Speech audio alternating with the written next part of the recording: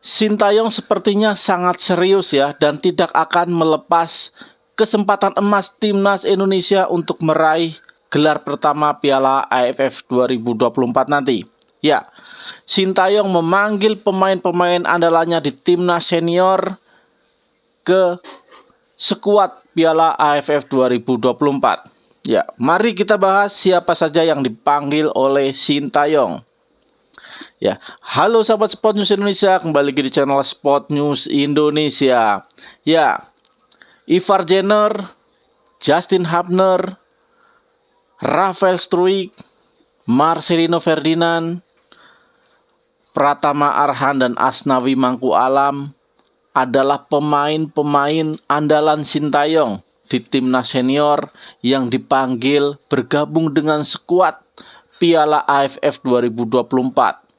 Ya, pemain-pemain tersebut memang ya seperti Asnawi itu sebenarnya sudah bukan masuk kategori U22, tetapi kepemimpinan Asnawi diperlukan oleh Sintayong untuk mengejar target menjadi finalis ya, finalis target dari PSSI, finalis Piala AFF ya atau AFF Championship 2024.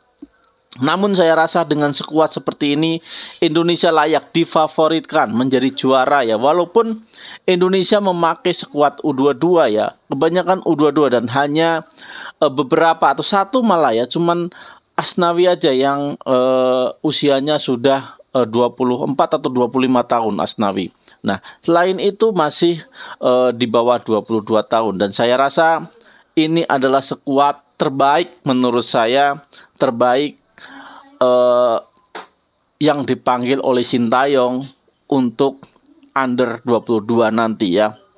Dan untuk Piala AFF ini adalah yang terbaik karena seperti video yang ini pernah saya katakan ya, Indonesia tidak mungkin untuk memanggil pemain-pemain bintang kita seperti Tom Haye, Nathan, Kevin Dix, Miss Hilgers ya dan lain-lain yang bermain di skuad utama seperti Ragnar Uratmangun, Sandy Walsh tidak mungkin dipanggil untuk membela timnas Indonesia di AFF Championship ini atau Piala AFF 2024 ini. Mengapa tidak mungkin? Ya tidak mungkin lah, kasihan mereka ya. Mereka sedang berkompetisi liga mereka ya, membela klub mereka di liga yang lebih bagus daripada kompetisi level Asia Tenggara. Ya. Miss Hilgers, Tom Haye bermain di Eredivisie yang tentu itu lebih bagus kualitasnya daripada Piala AFF. Lagian Piala AFF ini bukan merupakan FIFA Matchday ya. Walaupun diakui oleh FIFA, tapi levelnya bukan FIFA Matchday. Kalau nggak salah level A atau apa gitu ya. Jadi bukan FIFA Matchday. Jadi klub tidak diwajibkan untuk melepas pemain ke pertandingan-pertandingan seperti Piala AFF. Ya. Dan memang lebih baik ya pemain-pemain bintang kita emang dikhususkan untuk bermain di kompetisi-kompetisi under FIFA. Karena kalau di kompetisi-kompetisi under FIFA udah terjamin lah, klub nggak boleh menahan. Terus kalaupun ada terjadi cedera, FIFA bertanggung jawab untuk memberikan kompensasi kepada klub. Nah, tetapi kalau level AFF ini ya enggak lah.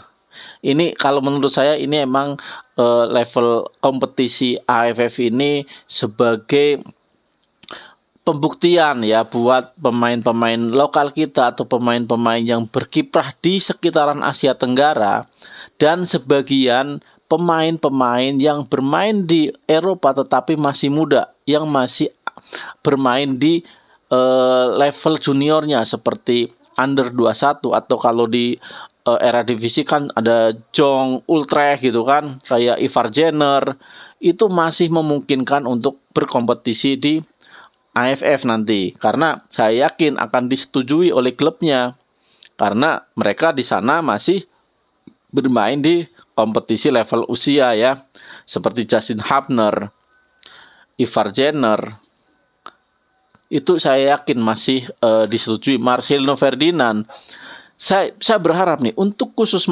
Marcelino Ferdinand, apabila nanti malam Marcelino Ferdinand diturunkan menjadi pemain di skuad senior Oxford, jangan dipanggil.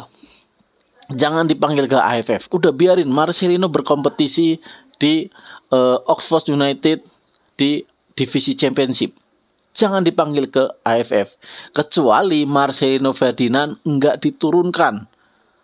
Ya, di tim senior Oxford United bolehlah diambil. Kita di situ ada Erick Thohir, ada Anindya Bakri ya.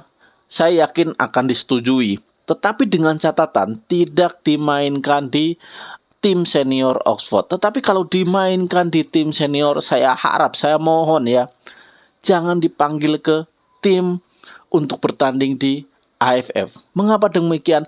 Biarkan Marcelino Ferdinand itu berkembang di klub. Ya, dia sudah berjuang ya dengan keras untuk mendapatkan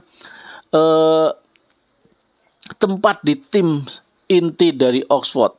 Kalau dia dipanggil oleh timnas di kompetisi AFF, ya kasihan lah, nanti tempatnya tergeser lagi di Oxford.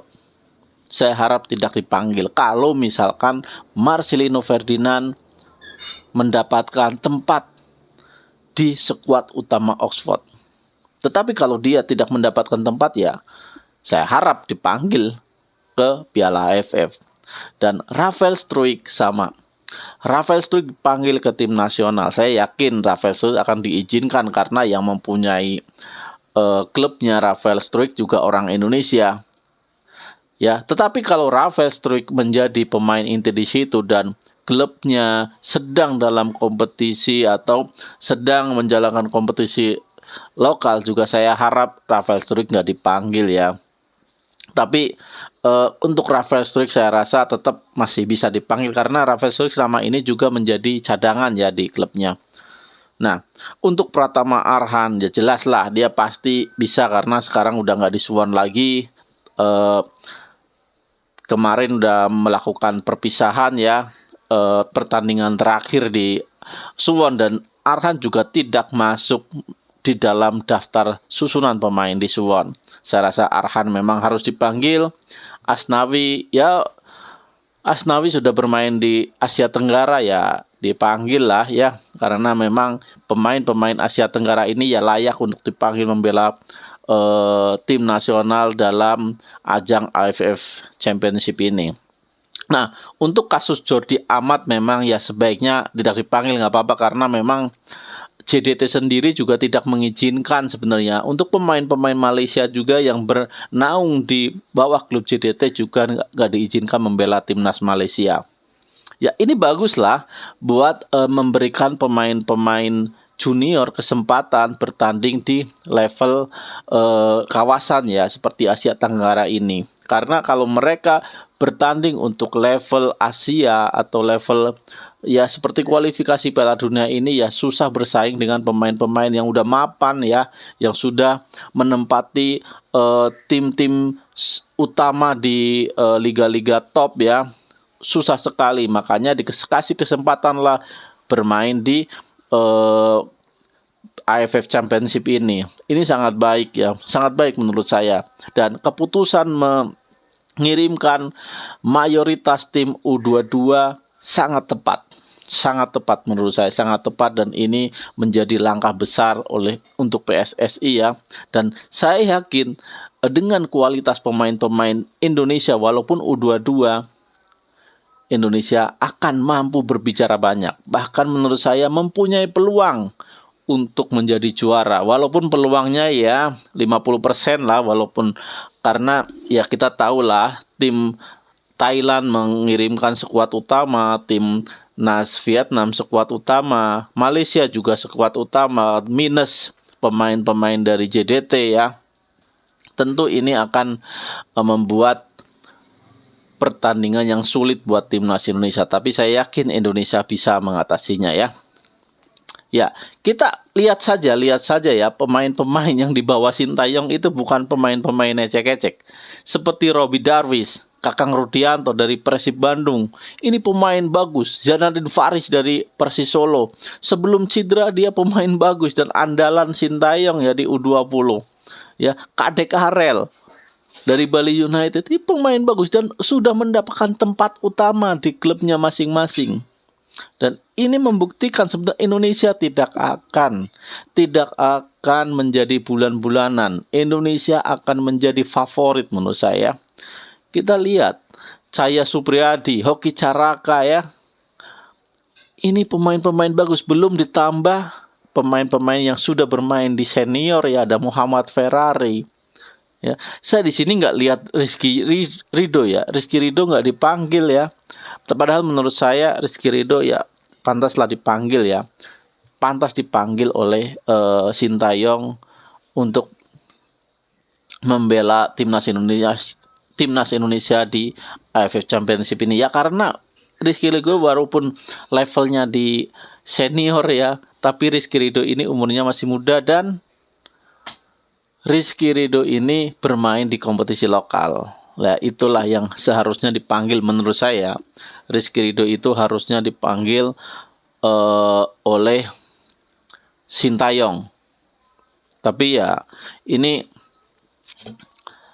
mungkin ya, ini mungkin karena Sintayong tidak ingin merepotkan Persija ya, karena ini juga Liga 1 sedang bergulir. Persija sudah diambil, ada Donitri, ada Muhammad Ferrari. Mungkin Rizky Ridho biarinlah bermain di Persija. Ini mungkin. Tapi saya tetap yakin, saya tetap optimis Indonesia akan mampu berbicara banyak di Piala AFF 2024 dan menjadi kebanggaan tim warga negara Indonesia, menjadi kebanggaan supporter timnas Indonesia ya.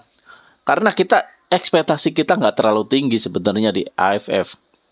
Kita mengirimkan skuad U22 dan target kita juga nggak muluk-muluk, cuman final. Tetapi kita mempunyai peluang untuk juara, juga mempunyai peluang. Kita lihat karena susunan pemainnya juga sebenarnya ini susunan pemain yang bagus, nggak main-main. Walaupun U22 tapi jempolan. Ya, mari kita doakan ya, karena Piala AFF sebentar lagi kita akan disuguhi pertandingan-pertandingan menarik dan kita tunggu nanti 9 September kita bertandang ke Myanmar. Salam olahraga.